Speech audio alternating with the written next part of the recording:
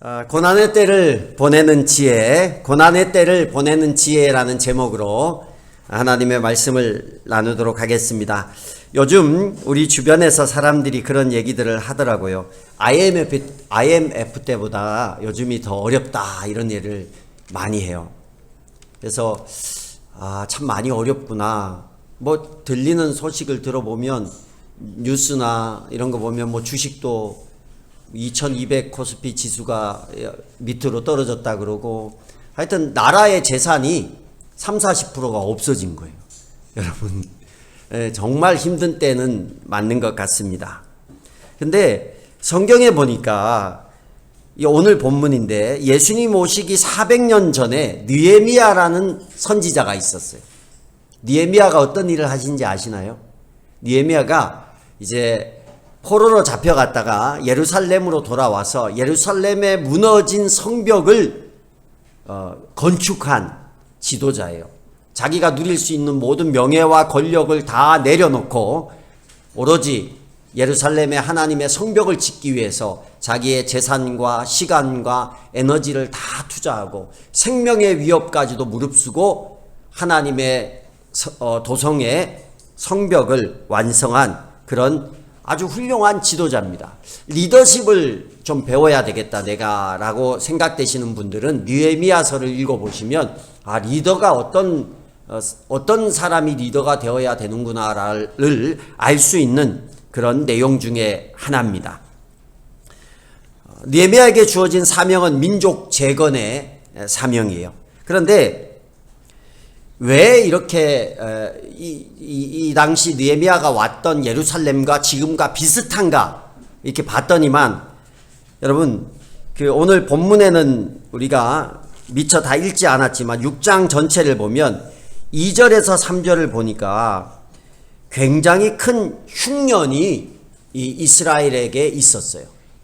그러니까 기근, 다른 말로 말하면 흉년이에요. 흉년, 기근이 있었어요. 살기 어렵다라는 거예요. 지금은 우리가 경제잖아요.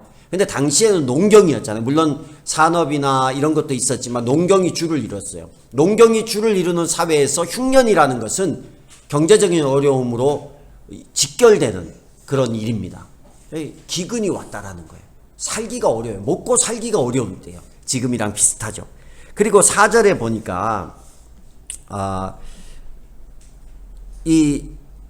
세금을 몇 번씩 징수하는 거예요.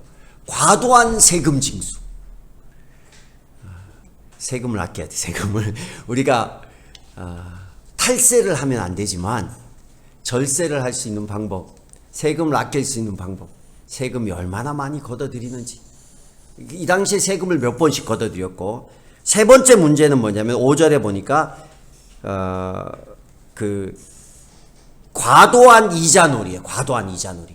갚을 수 없는 이자 때문에 어떤 상황이 벌어졌냐면 자식들까지도 종으로 팔려가는 시대가 이때의 시대예요.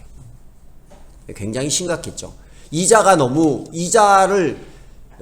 자체를 걷는 것이 불법은 아니에요. 그럼 은행은 다 불법이겠죠. 성경에서도 이자는 받으래요. 그런데 이자를 곱을 받아서 원금을 못 갚아서 어떤 일이 생겼냐면 자기의 자녀들, 가족들을 노예로 파는 일이 벌어졌어요. 근데 그게 이방인이 이스라엘 사람에게 한 게 아니라 이스라엘 사람들끼리 과도한 이자놀이를 한 거예요. 돈을 못 갚아요. 원금은 고사하고 이자까지도 못 갚아서 몸을 종으로 팔아야 겨우겨우 연명해서 살아갈 수 있는 시대가 이 시대라는 거예요. 되게 어려운 시대입니다. 느헤미야가 와서 예루살렘에 와서 봤더니만 상황이 이런 거예요. 흉년과 기근으로 사람들이 먹고 살기 힘들죠. 세금은 먹고 살기 힘들면 세금이라도 감면해 줘야 되는데 세금은 있는 대로 다 거두죠. 돈이 없으니까 어떻게 해요? 돈 있는 사람한테 돈을 꺼요. 돈을 껐더니만 돈이 이제 모자라니까 이자를 높게 해도 돈을 빌릴 수밖에 없잖아요. 몇백 프로. 몇 달 지나면 원금보다 더 높은 거야. 그러니 자식 중에 한 명을 하인으로, 종으로 팔아야 되는 그 모습이 동포들 사이에서 막 일어나는 거예요. 그래서 그 모습을 보고 느헤미야가 말한 게 6절부터예요. 6절 읽어보겠습니다. 제가 그들의 울부짖음과 탄식을 듣고 보니 나 또한 치밀어 오르는 분노를 참을 수가 없다. 느헤미야가 잘 살고 있었고 지위도 높은 관직을 다 내려놓고 긴 여행을 거쳐서 예루살렘에 성벽 하나 짓고자 왔는데 와서 보니까 백성이 이 모양인 거예요.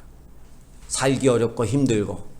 그러니 자기는 자기의 어떤 유익을 다 내려놓고 이 자리로 달려왔는데 막상 와보니 사람들은 서로 자기밖에 모르는 모습을 보니 분노가 일어나지 않을 수가 없는 거예요.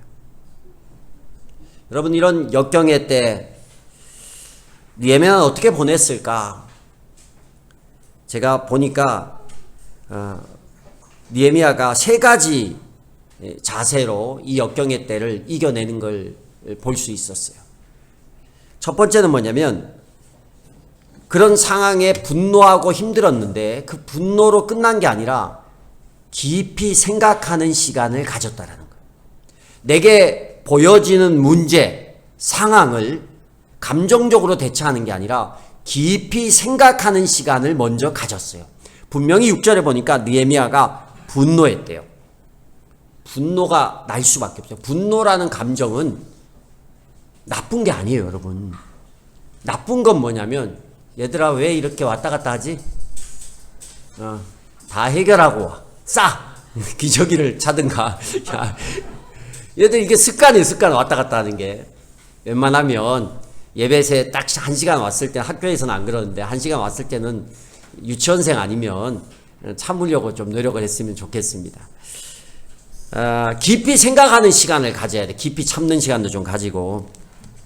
분노라는 감정 자체가 나쁜 게 아니에요.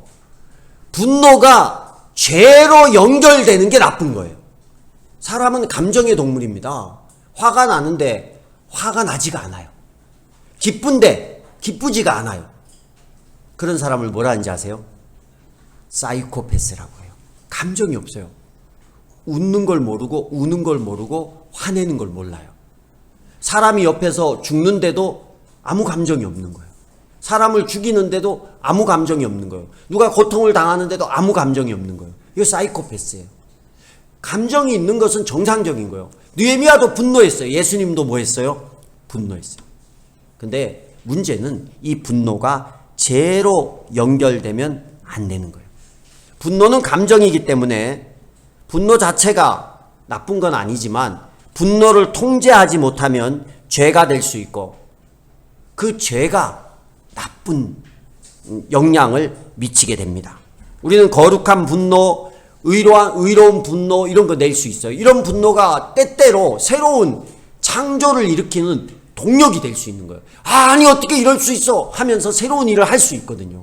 근데 아니 어떻게 이렇게 할 수 있어 하면서 감정적으로 그대로 폭력을 행하거나 감정의 행동을 해버리면 그게 죄로 이어질 수 있다는 거예요.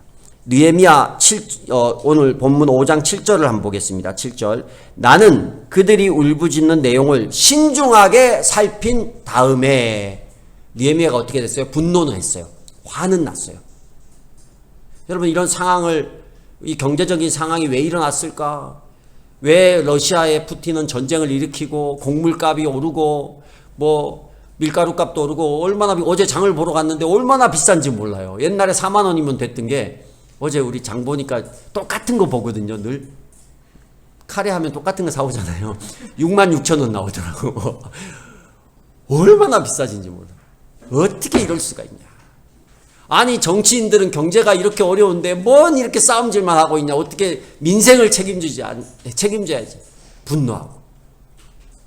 제가 아는 어떤 분은요. 이게 정치적인 상황에 너무 회의를 느껴가지고 모든 삶을 내려놓고 저기 시골로 내려가시고 이러는 분도 계세요. 분노가 일어나니까 하던 일도 못하고. 느헤미야도 보고 너무 분노했어요. 그런데 느헤미야의 틀린 점이 뭐냐면 7절에 보니까 신중하게 살핀, 개역 개정에 보면 이걸 어떻게 말하고 있냐면 깊이 생각하고, 그리고 원문을 보면 헬라어 원문을 보면 어떤 의미냐면 자기 마음과 의논했다라는 의미가 있어요. 내 마음과 의논했다라는. 여러분, 감정이 상할 때, 분노가 일어날 때 그 감정대로, 내가 분노가 나는 대로 그 즉시 행동하지 마시기 바랍니다. 그러면 죄로 이어져요. 사람하고 대화할 때 기분 나빠요? 그럼 어떻게 돼요, 우리는? 나도 기분 나쁘니까 내 안에 있는 생각들을 감정대로 그대로 담아서 막 얘기해버리는 거예요. 못 주워 담아요. 얘기해버리면. 그럼 상대도 감정이 상하고 서로 막 얘기하다 보면 아무 문제 없이 끝날 일도 그냥 문제가 더 커지고 안 좋은 결과가 나오는 거예요. 결국 자기에게 손해예요. 근데 느헤미야가 참 리더였다는 게 뭐냐면 깊이 생각했다라는 거예요. 자기를 살폈어요. 그 상황을 신중하게 살폈어요. 자기 마음의 생각과 의논을 했다라는 거예요. 다른 의미로 말하면 이성적인 생각을 했다라는 거예요. 감정에만 이끌려가는 게 아니라 이 분노의 원인이 무엇이고 이 분노에 대해서 어떻게 행동해야 되는지에 대해서 이성적으로 생각했다라는 거예요. 여러분, 남자들이 평소에는 조용하게 착하게 있다가도 갑자기 어떤 분노가 치밀면 욱해가지고 막 감정 조절을 못 하시는 이런 분들도 있습니다. 그럴 때는, 저도 옛날에 많이 그랬었는데, 그럴 때는, 왜 서로 쳐다봐? 찔리는 사람들이 있어요. 그럴 때는 그 감정에서 좀 그 자리에서 어떤 행동이나 말을 다 하지 말고 자리를 피해서 생각할 수 있는 시간을 좀 가지세요. 혼자 좀 그 상황을 벗어나서 문을 닫고 혼자 좀 충분히 생각할 수 있는 시간. 저는 너무 이렇게 감정이 불편해지면 교회로 와요. 교회로 오면 뭐 어떻게 못하잖아요. 교회로 와서 그냥 좀 생각을 하고 기도도 하고, 기도도 안 되잖아요. 그럴 때 생각을 하는 거예요. 이게 뭐 그렇게 중요한 일인가? 별로 중요한 일도 아니고 별로 화낼 일도 아닌데 그 상황이 그렇게 만든단 말이에요. 지금 느헤미야가 그 상황을 보고 분노하고 다 불러다가 쥐어 패고 죽이고 감옥에 가두고 이게 아니라, 그러면 어떻게 성벽을 쌓겠어요? 이 상황을 어떻게 이겨낼 수 있을까에 대해서 신중하게 살피기 시작합니다. 지혜로워요. 화난 대로 행동하면, 감정적으로 결정하고 행동하면 결과는 후회예요. 후회밖에 없습니다. 우리나라 사람들이 존경하는 함석헌 선생님이 있어요. 돌아가셨지만 예전에. 이분이 평생의 민초들에게 호소한 일관된 메시지가 있어요. 한국 사람들에게. 뭐라고 했냐면, 생각하는 백성이라야 산다. 생각 좀 하고 살라는 거예요. 생각하는 백성이라야 산다라는 거예요. 한국 사람들 어때요? 굉장히 감정적입니다. 우리나라 사람들처럼 정에 감정에 이렇게 예민한 사람들 드물어요. 세계적으로 딱 두 민족이 있대요. 정이라는, 감정이라는 이런 걸 소통할 수 있는 나라가 두 나라인데, 하나는 대한민국이고 하나는 이스라엘 민족이래요. 제가 하는 얘기가 아니에요. 누가 쓴 논문에 보니까. 그들은 서로 초코파이 정 이렇게 통한대요. 그래서 우리나라 사람들이 신앙심이 깊은지 하나님을 잘 믿는지 잘 모르겠지만 어쨌든 이게 정도 있지만 정이 있다라는 감정이 풍부한 거예요. 이 감정 때문에 그르치는 일도 많아요. 그래서 우리가 조금 더 이런 상황이 벌어졌을 때 이성적인 깊이 생각할 수 있는 모습이 있어야 돼요. 근데 그리스도인이라면, 느헤미야라면 신중하게 살필 때 자기 생각으로만 살피지 않았을 거예요. 하나님의 뜻이 무엇인가 이걸 살폈어요. 나타나는 현상 가운데 우리가 감정으로 대하는 게 아니라 어떤 현상 가운데 깊이 생각할 수 있는 시간을 가져야 하는데, 그 생각이 뭐로 이어져야 되냐? 내 주관적인 지식과 경험으로 이어지는 게 아니라 성경의 하나님의 뜻으로 이어져야 된다는 거예요. 하나님이 어떻게 보실까? 하나님이 무엇라고 하실까? 이 상황 가운데, 이 경제적으로 어렵고 이 어려운 상황 가운데 나라를 보고 분노하고 상황을 보고 분노하고, 그 분노 때문에 현장에서 떠나서, 현실에서 떠나서 자연인으로 돌아가고 산으로 가고 포기하고 유학 가고 뭐 외국 가고 그게 아니라 이 상황 가운데서 이 상황을 어떻게 내가 잘 극복할 수 있을까? 이겨낼 수 있을까? 그리고 하나님은 무엇라고 하실까? 예수님은 그랬어요. 십자가를 지시기 전에 예수님이 하신 일은 기도하셨어요. 예수님은 분노했습니다. 이스라엘 백성들을 보고 예루살렘에 입성했을 때 가장 먼저 성전에 가서 분노하셨어요. 너희가 왜 이 모양이냐. 근데 예수님은 그 분노로 그냥 끝난 게 아니라 기도하셨어요. 기도할 때 십자가를 지는 게 본인이 생각할 때 너무 힘든 일이었지만 이것이 하나님의 뜻이구나. 그리고 그 십자가를 지시고 결국 자기의 감정을 따른 게 아니라 하나님의 뜻이 무엇인지를 알고 그 뜻을 따라갔어요. 그래서 사명을 완수할 수 있었던 거예요. 우리가 이 어려운 시기에도, 이 힘든 시기에도 내 감정대로 행동하는 게 아니라 이 가운데 하나님의 뜻이 무엇일까? 이거보다 더 어려울 때도 있었지만, IMF 때도 있었지만 그 시기를 믿음으로 오히려 교회의 부흥으로 더 성장으로 이어졌던 그런 신앙의 선배들이 있거든요. 근데 우리는 내 감정이나 내 생각이 너무 충만해서 하나님의 뜻하고 전혀 상관없는 행동들, 선택들, 판단들을 해서 실수할 수 있다는 거예요.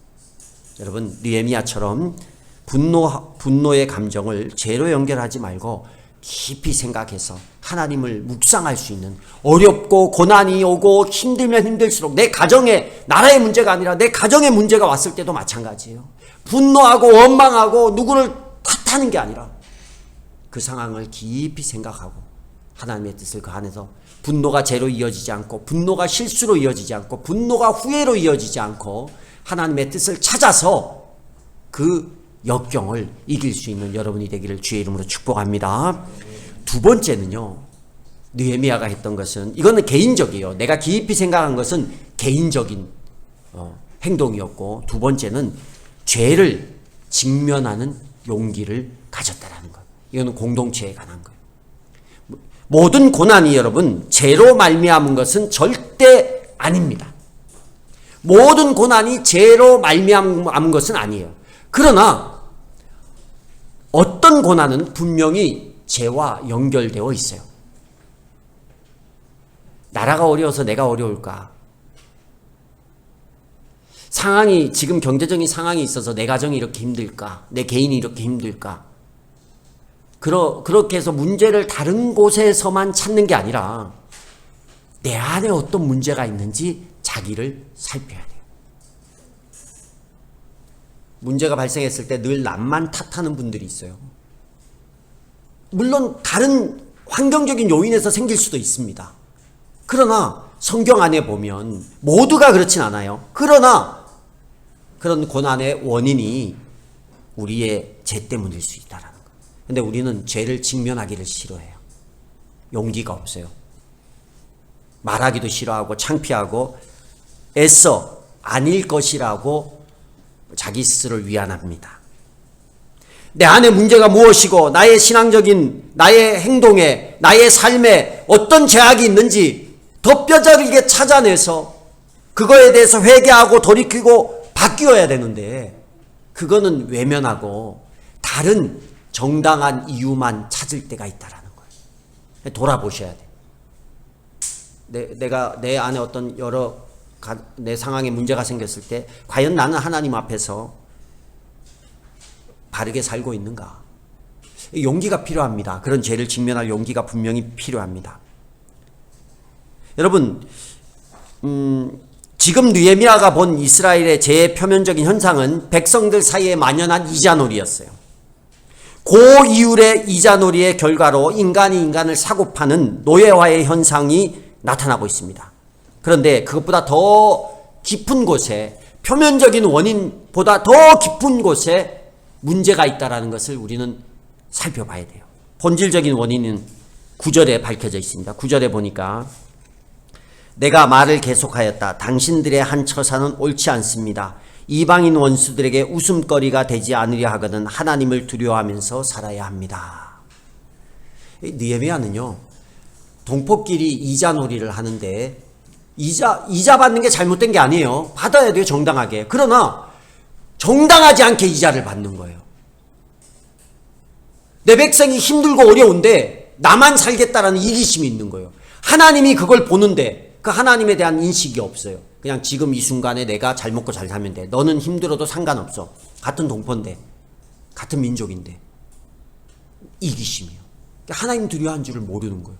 느헤미야가 보니까 하나님의 백성인데 하나님을 두려워함 없이 죄악을 서슴지 않게 지내고 막 저지르고 있는 거예요. 그래서 느헤미야가 외치는 거예요. 너희들은 하나님을 두려워하지 않는다. 그게 가장 큰 이유였어요. 그게 회개할 이유였어요. 지금 이자를 많이 받고 안 받고가 중요한 게 아니라 그 본질적인 원인을 보니까 하나님 두려움이 없어요. 이스라엘 백성에게, 하나님의 백성에게 하나님을 두려워하지 않는 그런 모습이 있다는 게 얼마나 교만한 거예요. 하나님 두려워하지 않고 사는 거예요. 죄를 죄라고 인정하고 고백하는 것은 용기입니다. 이거는 그리스도인들이 가질 수 있는 가장 고상한 용기라고 할 수 있어요. 왜냐, 우리의 구원은 하나님 나는 죄인입니다. 여기서부터 시작이 되었어요. 이스라엘 백성이 하나님 앞에 죄인이라는 것을 고백함을 통해서 하나님의 백성이 되었어요. 우리도 마찬가지예요. 근데 그걸 말하지 않는 거예요. 다른 데서 찾는 거예요. 과거부터 기독교 문화로 형성된 국가는요, 이런 말 많이 했어요. I'm sorry. Forgive me. 미안해요. 나 용서해 주세요. 이런 말 많이 했거든요. 우리나라 사람들이 참 못하는 게 미안합니다. 용서해 주세요. 이러는 거예요. 자존심이 왜 그렇게 센지 미안하단 말을 안 해요. 부부가 서로 싸워서 미안하다 그러면 지는 줄 알아. 지면 좀 못해서. 미안하다 하면 되는데. 용서해 달라고 하면 되는데. 괜히 남자들 잘못하면 미안하면 가서 설거지하고 있죠. 미안하다 하면 되는데 설거지하고 있는 거예요. 설거지. 용기를 내서 가고 있군요. 세훈이 눈은 아파서 그래요. 어제 배탈이 나가지고. 미안하다고 하면 되는데 자기의 잘못을 직면하는 용기가 없다라는 거예요. 요즘에 뉴스 보면 한국 사람의 전형적인 오리발 문화를 우리가 많이 대합니다. 제가 무슨 특정 정치인이나 또 위정자를 이렇게 할 마음은 없어요. 근데 보면 좀 미안하다고 하면 다 끝날 일인데 왜 이걸 못할까? 물론 여러 가지 영향이 있겠죠. 옛날에 한번 미안하다고 했다가 탄핵되는 결과가 있었기 때문에 여러 어려움은 있을 것 같아요. 근데 안타까워요. 직면할 용기가 없네요. 죄를 직면할 용기가. 아니 실수할 수 있죠. 뭐 우리 사석에서 무슨 얘기들 못하겠어요. 실수할 수 있는 거예요. 이해할 사람은 다 이해하죠. 죄를 직면할 용기가 없는 거예요. 옛날 독일의 프로시아 제국의 프레데릭이라는 여러분 잘 아는 대왕이 있었어요. 아주 지혜롭고 경건한 믿음을 가진 왕이었습니다. 이 왕이 어느 날 감옥에 갔어요. 죄수들을 다 봐가지고 이렇게 죄수들을 한 사람 한 사람 만나서 이렇게 지혜롭고 인자한 왕이니까 이 죄수들에게 한마디씩 물었대요. 당신은 어떤 죄 때문에 여기 들어왔어요? 왕을 보니까 이 왕이 나를 어떻게 용서해 줄까 싶어서 임금님 제가 억울합니다. 저는 막 이런 죄를 짓지 않았는데 억울합니다. 호소하는 거예요. 다음 칸에 가서 또 당신은 어떤 죄로 들어왔습니까? 하니까 저도 억울합니다 하면서 막 임금님을 안 놔주고 억울함을 막 호소하는 거예요. 근데 이렇게 다 그런 억울함을 호소하더래요. 근데 한 감옥에 가서 한 청년을 만났는데 그 청년에게 당신은 무슨 죄로 여기 들어왔습니까? 하니까 그 청년이 자기는 이러이러한 죄를 지었습니다. 자기는 이 감옥에 들어와서 감옥살이를 하는 게 마땅합니다. 그래서 이 프레드릭 대왕이 아주 유명한 명령을 내렸습니다. 어떤 명령이냐면 저 죄인을, 이 유명해서 제가 문구를 옮겨드릴게요. 저 죄인을 밖으로 내보내시오. 그래서 이곳에 계신 저 순결하고 무죄한 분들에게 오염이 되지 않도록 하시오. 다 억울하고 순결하고 무죄하니까 이 죄인을 빼서 밖으로 내보낸 거예요. 다 죄 없다 그러니까. 죄 없는 사람이 어디 있어요? 털어서 먼지 안 나는 사람이 어디 있습니까? 우리가 문제가 있을 때 외부만 바라보지 말고 하나님 앞에서 나를 봤으면 좋겠어요. 하나님, 뭐 나라가 어렵고 그것 때문에 우리의 상황이 회사도 그렇고 상황이 어렵잖아요. 그럴 때 내가 어떤 모습인가 하나님 앞에서. 내가 손가락질하는 저 사람. 우리 뭐 대통령이 좀 실수해서 막 욕을 했다고 해서 이거 어떻게 하냐 손가락질하고 이러잖아요. 여러분 욕 안 해요? 욕 안 하시냐고. 욕하잖아요. 근데 우리는 늘 욕할 대상만 바라보지 나는 안 봐요. 그래서 우리의 분노를 외부로만 다 표현하는 거예요. 제가 대통령을 편들거나 또 안 편들거나 이런 거 아닌 거예요. 저 아무 상관없고 그냥 나라가 잘 되기 위해서 대통령이 잘 됐으면 좋겠다 기도하고 정치가 좀 우리 국민을 위해서 잘했으면 좋겠다 이렇게 기도해요. 저는 밝히지만 야도 찍고 여도 찍고 이래요. 저는 왔다 갔다 해요. 철새는 아니지만 상황을 보고 판단하고 제가 생각이 있는 사람인데 무조건 한쪽에 이렇게 올인하는 스타일은 아닙니다. 그러나 성경에 보면 위정자가 세워지면 그를 위해서 기도하라고 했어요. 잘못된 길로 가면 얼마나 창피한 거예요. 나라가 창피하고 우리가 창피한 거잖아요. 근데 우리는 그 사람만 욕하지 한 사람을 욕하면서 손가락질할 때 나머지 세 손가락이 나를 향하고 있다는 것을 여러분 아세요? 네가 뭘 잘못했냐? 네가 뭘 잘못했냐? 네가 이런 거 잘못했지. 나머지 세 손가락은 나를 보고 있는 거예요.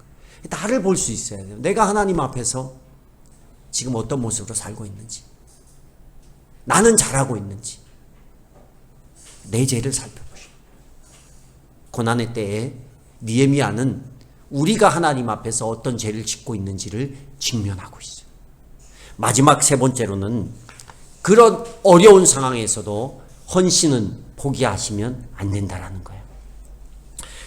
성경적으로 진정한 회개는 단순히 죄를 인정하는 데서 멈추지 않습니다. 회개에 합당한 열매를 맺어야 돼요. 지금 느헤미야가 이스라엘 백성에게 그런 소원을 촉구합니다. 10절에 백성들에게 이제부터 돈을 구워주되 이자 받기를 그만두라 결심을 촉구합니다.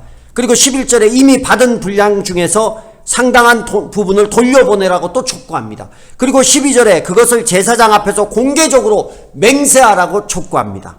그러자 13절에 백성이 어떻게 반응합니까? 아멘 하는 거예요. 하겠다라는 거예요. 어렵고 힘들어도 기근 때문에 흉년이 와도 우리가 하나님 앞에 바로 서기 위해서 지금 느헤미야가 요구하는 그것을 우리가 아멘 하면서 하겠다라는 거예요. 하겠다라는 거예요. 잘 살게 되고 좋아졌는데도 불구하고 잘 살면 잘 살수록 살았던 것보다 조금만 어려워지면 누렸던 것보다 조금만 못 누리면 우리는 어렵다고 해요.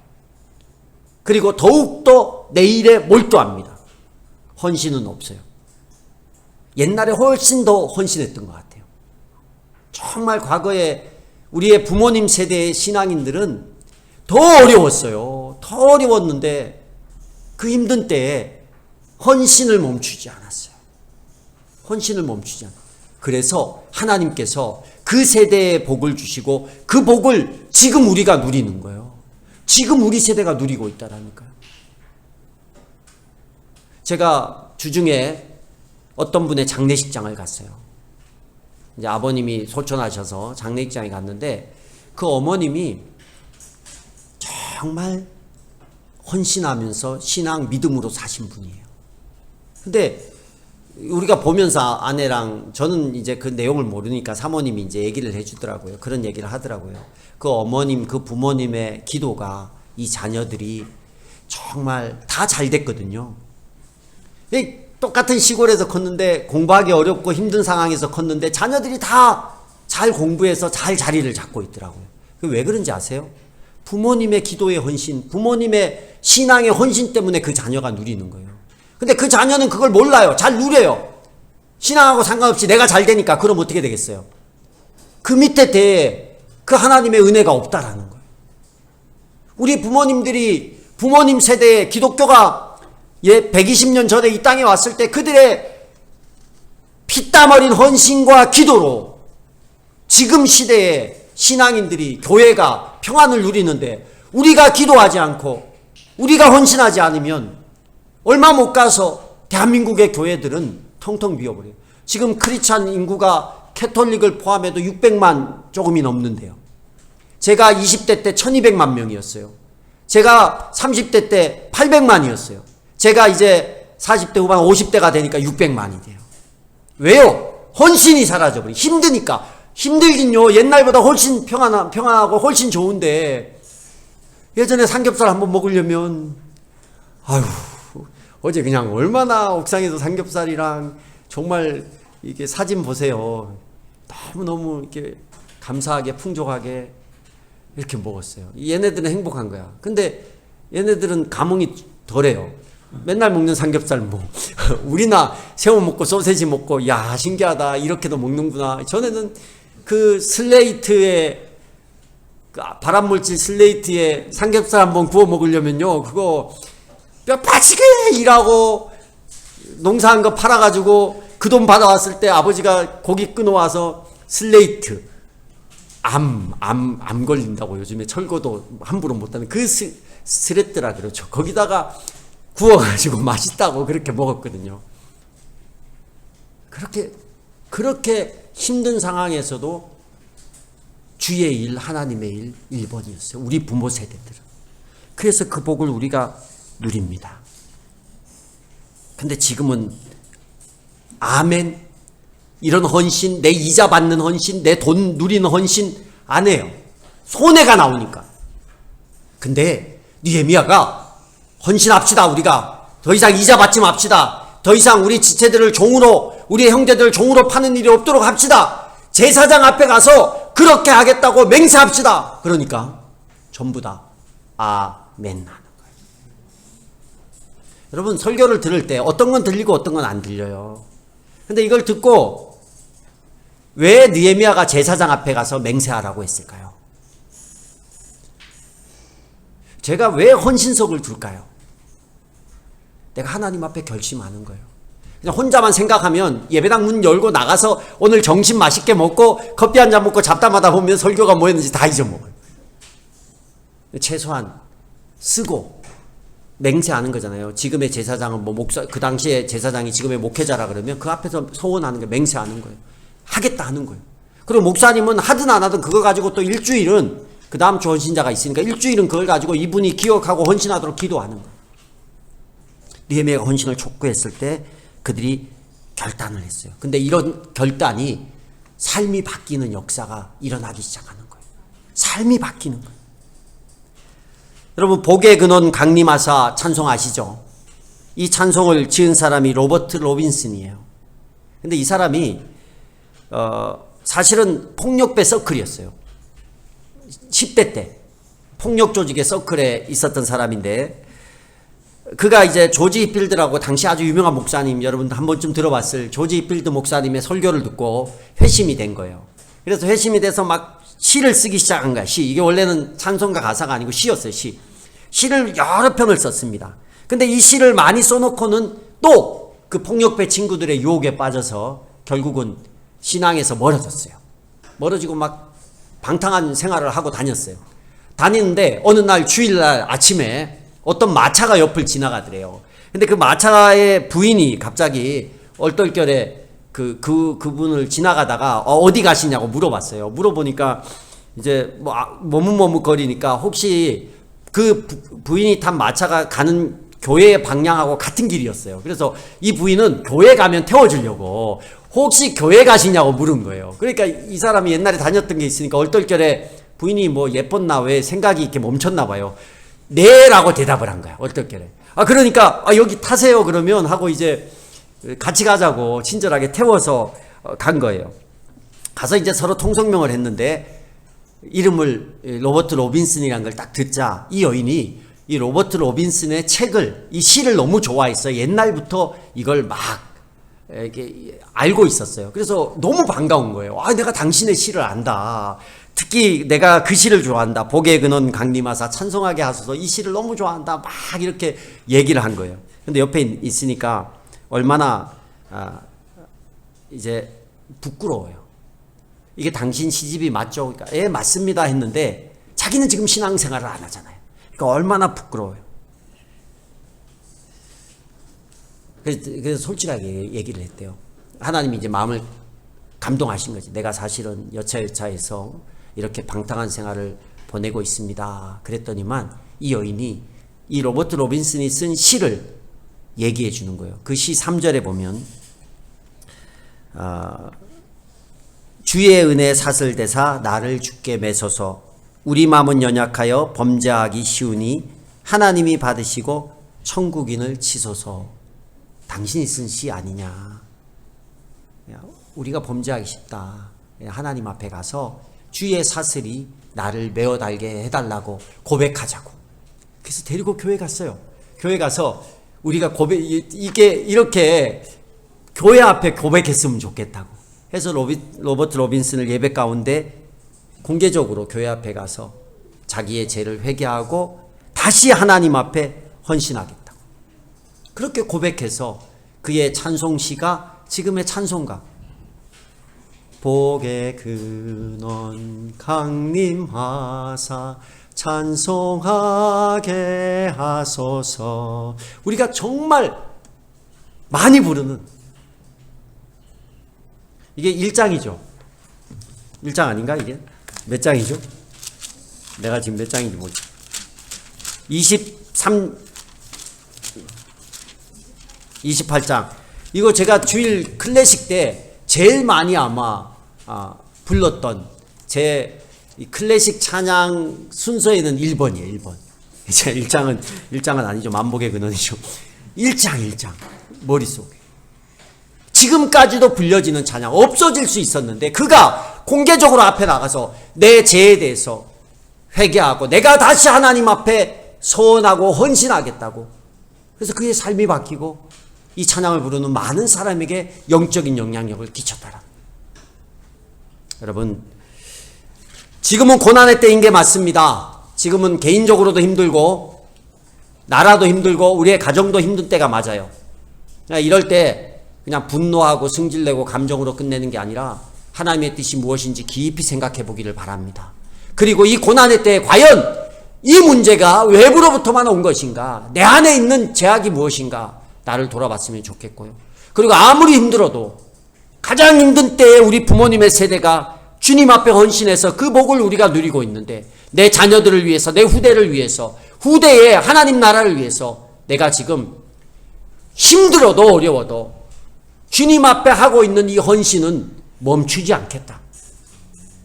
더 풍성하게 하나님 앞에 매달리고 주의 일을 위해서 헌신하겠다.